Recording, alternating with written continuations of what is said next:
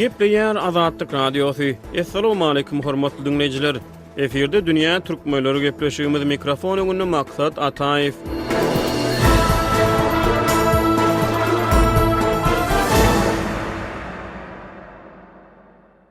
Soňky aýlarda Türkmenistanyň milli puluň manadyň hümmeti epesli pese gaçdy. Dünýä türkmenleriniň bu sany türkmen manadynyň geçen ýoluny we valyutanyň geçmişine gysgaça nazar aýlamaga finansiýar. Türkmenistanyň milli puluň goşa hümmeti bar. Gara bazarda $1 apreliň başlaryna odol görülüp eşidilmedik derecede hümmetsizlenýär. $1 resmi däl alış-çalış bahasy milli pulda 40 manada barabardyr. Ýöne muňa garamazdan Türkmenistanyň Merkezi Banky dollaryň resmi alış-çalış bahasyny 3,5 manatlygyna saklaýar. Manadyň soňky aýlarda berikligini we hümmetini ýigderli ýitirmegi hemde onuň daşary ýurt valyutasynyň garşysyna barha durnuksuzlaşmagy ilatyň ýaşaýyş durmuş şertlerine oňaýsy täsir edýär. Munyň şeýledigine ýurtda hususy sewda kodlaryny azyk harytlarynyň we beýle könümleriň bahalarynyň ýokarlanmagy şaýatlyk edýär. Manadyň epesli hümmetsizlenmegi bilen ilatyň satyn alyş ukyby pese gaçýar. Ozal mesele $1000 manat $285 deň bolan bolsa, indi bu $25 deň bolýar. Milli manat dolanşyga girdilmeginden 27 ýyldan gowrak wagt soň ilkinji gezek şeýle rekord derejede hümmetsizlenýär. Türkmen manady 1993-nji ýylyň 1-nji noýabryna dolanşyga girdildi. 2009-njy ýylyň 1-nji ýanwaryna milli puluň denominasiýasy amala aşyryldy. 2000-nji ýyllarda we ondan ozal hem Türkmenistana valyutanyň gara bazary hereket edýärdi. Ýöne şol wagtlar dollaryň gara bazarda köni puldan alış-çalış bahasy 25.000 manat töwereklerinde. Bu täze puldan 5 manada barabar bolýar. Dollaryň häzirki gara bazar bahasy köni Türkmen manadyna 200.000 manada deň bolýar. Türkmenistanyň 2008-nji ýylda valyutanyň resmi we resmi däl alış-çalış bahalary deňleşdirildi. Şondan soň 6 ýyldan gowrak wagtyň dowamyny manat durnuklulugyny, berikligini we hümmetini saklady. 2015-nji ýylyň 1-nji ýanwaryna dollaryň resmi çalyşyk bahasy 2 manat 85 teňeden 3,5 manada getirildi. Munyň ýa-da ýurtda valyutanyň gara bazary täzeden peýda bolup başlady. 2015-nji ýylyň fevralyna gara bazar resmi kursdan aranaşyp başlady we şonu $1 4 manat 90 teňeden satylyp başlandy. Soňky 6 ýylda manadyň dollar garşysyna hümmetine ser salynsa 2016-njy ýylyň iýulyna gara bazarda 5 manatdan 7 manada, 2017-nji ýylyň dekabryna 10 manada, 2018-nji ýylyň fevralyna 15 manada göterildi. Şol ýylyň iýulyna ýurdun käbir kunjeklerini dollaryň satyn alyş narhy 29 manada çenli galdy. Ýöne soňra 23 manada çenli täzeden aşaklady. Ýöne 2020-nji ýylyň noýabr aýyna manat täzeden öňkisinden hasy hümmetsizlenip başlady. Gara bazarda $1 geçen ýylyň dekabryna 28 manada çykdy. Täze ýyla geçip manatyň hümmetini ýitirmek bilen boldy. $1 gara bazarda ýanwaryň başlaryna 30 manada, ýanwaryň ahyryna 32 manada, martda 33 manada, apreliň başyna ilki 38 manada, soňra 40 manada çykdy. Manadyň düýüp göter hümmetsizlenýänine garamazdan Türkmen hökümeti ýurtda pul dolanşygyny gaýtadan düzgün tertibe salmak boýunça teklipler bilen çykyş etmeýär. Ýurtda valyutanyň gara bazarynyň emele gelmegi bilen Türkmenistan erkin valyuta alış-çalış nokotlarynyň işini togtatdy. Daşary ýurtlara resmi kurs boýunça valyuta berilmegini çäklendirdi. Bu bolsa daşary ýurtlarda bilim alýan ýaşlara we daşary ýurtlar bilen sewda gatnaşyklary bolan ýerli hususy telekeçilere oňaýsy täsir etdi. Meselen bir telekeçi eger bir harydy daşary ýurtdan 10 manada satyn alýan bolsa, manadyň öz hümmetini 10 esse töwerek ýitirmegi bilen daşary ýurtlardan satyn alýan harydyň gymmaty hem 10 esse töwerek gymmatlaýar. Daşardan gymmat getirilen haryt içerki sarf edijilere has gymmat bahadan hödürlenmeli bolýar. Adamlar ozal 10 manada satyn alan import harydyny indi has gymmat bahadan satyn almaly bolýar. Türkmen hökümeti importa durýan harytlaryň içerki önümçiliginiň artdyrylýanyny onaýdýar. Ýöne yerli önümçilik üçin zerur bolan harytlaryň we serişdeleriniň ählisiniň ýurt içine tapdyrýanlygy barada esasly delil ýok. Gepleýär Azatlyk Radiosu. Hormatly dinleyijiler, siz dünýä türkmenleri gepleşigimiziň türkmen manadyna bagyşlanan sanyny dinleýärsiňiz. Modern dünýäde pul belli bir derejede möhüm rol oýnaýar. Haryt we hyzmatlar üçin pul gerek. Bu ýagdaý adam durmuşyna bolşy ýaly döwlet durmuşyna hem şeýledir. Her ýurdun öz valyutasy bar. Halkara hasaplaşyklar halkara derejede ikrar edilen daşary ýurt pullaryny amala aşyrylýar. Gelin gepleşigimiziň şu ýörüne puluň ýerki taryhyna gysgaça göz aýlaly. Has gadymy döwürlerde adamlar harytlary we hyzmatlary özara çalışmak arkaly, ýagny barter arkaly sewda amallaryny ýerine ýetirýärdi. Milatdan ozal 9000 we 6000-njy ýyllar aralygyna barteryň esasy guraly düýe, goýun we sygyr ýaly öýü haýwanlarydy. Ekerançylygyň ösmegi bilen adamzat buğday, gök, bakça we beýleki ekerançylyk önümlerini alışmak arkaly sewda amallaryny ýola goýdy. Miladydan ozal 1200-njy ýyllarda Hytaýda balyk gulaklary pul hökmüne ulanlypdyr. Biziň eramyzdan ozal 1000-njy ýyllarda Hytaýda ilkinji metal pullar peýda bolýar. Sebitde birinçe ýamyndan soň pyçaklardan ýa-da naýzalardan hem sewda guraly hökmüne peýdalanyp başlanýar. İlkinji şaý pullar milatdan ozal 500-nji ýyllarda häzirki Türkiýanyň territoriýasynda ýaşan Lidiýalılar tarapyndan oýlanyp tapylypdyr. Lidiýalılar birinçi kümüş we altyn ýaly gymmatly metallardan şaý pul ýasapdyrlar. Taryhy çeşmelerde milatdan ozal 2-nji asyryň başlaryna Hytaýda keýigiň derisinden ýasalan deri pullaryna duş gelmek bolýar. Milatdan soň 800-nji ýyllara goloý Hytaýda ilkinji kagyz pullar dolanşygy ýerdilipdir. Kagyz pullar ilkinji gezek Ýewropa 13-nji asyrda Marco Polo ýaly syýahatçylar tarapyndan getirilipdir. Ýewropanyň özüne ilkinji kagyz pullar 1661-nji ýylda Şweýçarýanyň Merkez banky tarapyndan çıkarılıpdır. 1695-nji ýylda Angliýanyň bank hem ilkinji kagyz pullar hödürläp başlaýar. İlki kagyz pullaryň üzerine onuň kime degişlidigi ýazar ekeni, ýöne ýan 1745-nji ýyla çenli Angliýa adaty kagyz pullary çıkaryp başlaýar.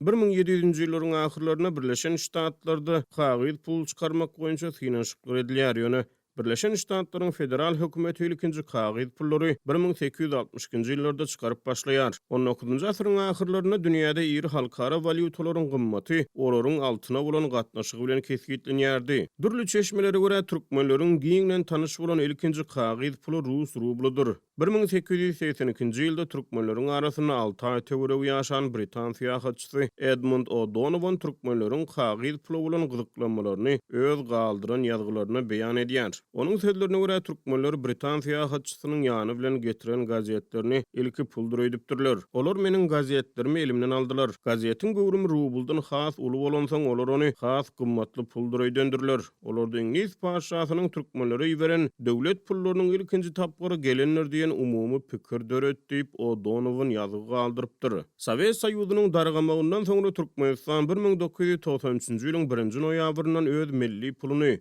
Türkmen manadynyň dolanşygy girdi. Türkmenistanyň ilkinji kagyz pulu dolanşygy girdilerine ilk wada olaryň köpüsiniň bir ýüzüne Sowet döwrü bilen ilteşikli simbollar, binalar beýleki tarapyndan Türkmenistanyň çägine ýerleşýän gadymy ýadygärlikleriň suratlary bardy. Şeýle-de onlukdan ýokary pullaryň ählesinde Türkmenistanyň ilkinji prezidenti Saparmurat Niýazowyň suraty bardy. Niýazow döwrüne 2005-nji ýylda manat ikinji gedek çykarlaryna kagyz pullaryň ýüzündäki Sowet döwrüne degişli binalaryň suraty ayrıldı. İlkinji prezidentiň ýurdu dolandyran ýyllaryna ýurtda valyutanyň gara bazary hereket edýärdi. 2000-nji ýyllarda Türkmenistana $1 resmi alış-çalış bahasy köne puldan 5000 manat töwereklerinde. Gara bazarda onuň bahasy 5 esse ýokary bolup 25000 manat töwereklerinde. Niýazowyň ölümünden soň 2008-nji ýylyň maýyna Türkmenistana milli pulun daşary ýurt valyutasyna bolan gatnaşygy ýeketäk hümmete geçirildi. O zaman aýtışmyz ýaly 2009-njy ýylyň 1-nji ýanwaryndan başlap Türkmenistana milli manadyň denominasiýasy amala aşyryldy we köne puldan 5000 manat täze türkmen manadyna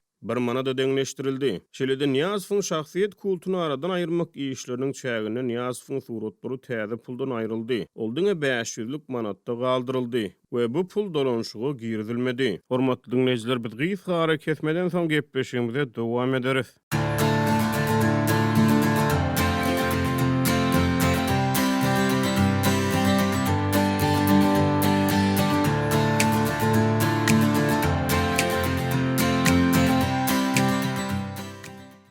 Gepleýär Azatlyk radiosu. Soňky ýyllarda Türkmenistanyň ykdysady problemlaryň ýetileşmegi bilen manat daşary ýurt valyutasynyň garşysynda ýigderli hümmetini ýitirip başlady. Eýse milli pullaryň dollar garşysynda hümmeti nähili kesgitlenýär. Dollaryň bahasy näme bagly? Näme üçin milli valyutalar dollara garaşly? Häzirki wagtda dollar, euro, funt sterling, yen we yuan bilen bir hatarda dünýä pulu wezipesini ýerine ýetirýär. Halkara sewda gatnaşyklaryna hasaplaşyklar köplenç dünýä pulu birligini amala aşyrylýar. Ykdysatçylara görä esenlik ýurtda dollaryň bahasyna täsir edýän bir topar sebäp bar. Meselem, ýurdun daşary ýurtlary bilen sewda dolanşygy, eksport, import gatnaşygy, ýurt içinde daşary ýurt valyutasyna bolan talap, önüm öndürüjülük, ýurda daşary ýurt maýadarlarynyň çekilmegi, syýasy durnuklyk, erkin bazar mümkinçilikleri, bazar ykdysadyýatynyň ýagdaýy we beýleki faktorlar dollaryň bahasyna täsir edýär. Meselem, bir ýurt önüm öndürýär, öndüren önümini daşary ýurda satýar, eksport edýär. Munyň üçin ýurda daşary ýurt valyutasy köplenç dollar girýär.